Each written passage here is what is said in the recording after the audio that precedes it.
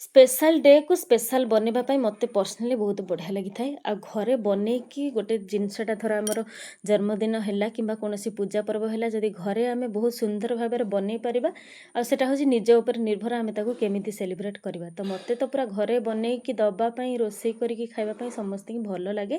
ତ ରାତିରେ ମୋତେ ନିଦ ନଥାଏ ସେଟା ଆଗରୁ ଏବେ ନୁହଁ ମୁଁ ଝିଅ ବେଳରୁ ମୋତେ ମାନେ ସବୁ ଅକେଜନକୁ ବହୁତ ଭଲ ଭାବରେ ସେଲିବ୍ରେଟ୍ କରିବା ଆଉ ମାନେ ସ୍ପେଶାଲ ଡେକୁ କେମିତି ସ୍ପେଶାଲ ବନେଇବା ସେଇଟା ମୁଁ ସେଇ ପଛରେ ଲାଗି ପଡ଼ିଥାଏ।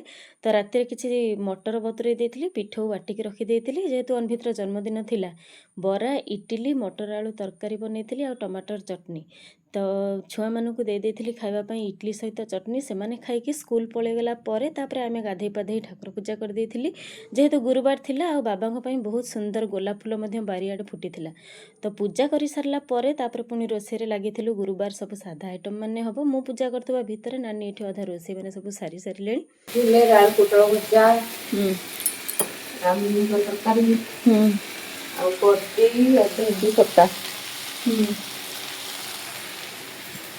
ତ ଦ୍ୱିପହରେ ରୋଷେଇବାସ ସରିଗଲା ପରେ ମୁଁ ଏଠି ବାଢ଼ି ନେଇଥିଲି ଖାଇବା ପାଇଁ ନାନୀ ମୁଁ ଆଉ ଆୟା ସେଠି ଖାଇଥିଲୁ। ନାନୀ ଏବେ ଅନଭିତକୁ ଖୋଇସାରିଲା ପରେ ଆସିକି ଆମ ସାଙ୍ଗରେ ଖାଇବେ। ତ ଖାଇଖୁଆ ସରିଲା ପରେ ଆମ ଛୋଟବେଳେ ଆମ ଘରେ ପିଠା ଆଉ କ୍ଷୀରି ବନାଯାଏ କିଛି ତରକାରୀ ବନାଯାଏ ଜନ୍ମଦିନ ମାନଙ୍କରେ।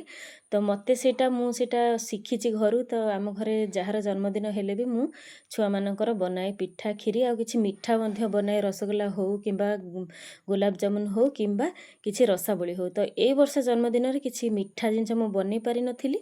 ତ ବର୍ଷା ପ୍ରବଳ ହେଉଥିଲା ସେଥିଲାଗି ପୁରୀ ଆଉ ଗରମା ଗରମ କ୍ଷୀରି ବନେଇ ଦେଇଥିଲି। ମଟର ଆଳୁ ତରକାରୀ ଥିଲା ସକାଳର ସମସ୍ତେ ଖାଇଥିଲୁ। ତାପରେ 10 ବଜାରେ ଠିକ୍ ଆୟାସର ବାପା ଆଉ ବଡ଼ ବାପା ପଳେଇ ଆସିଥିଲେ ଦୋକାନରୁ। ତ ଆସିକି ଅନଭିତ ପାଇଁ ଗୋଟେ ବହୁତ ସୁନ୍ଦର ମାନେ ବାର୍ଥଡେର ତାର ଆଣିଥିଲେ ବ୍ୟାନର ସେଟା ଲଗେଇ ସାରିଲା ପରେ ଆମର କେକ୍ କାଟିକି ସେଲିବ୍ରେସନ୍ କରିଥିଲୁ।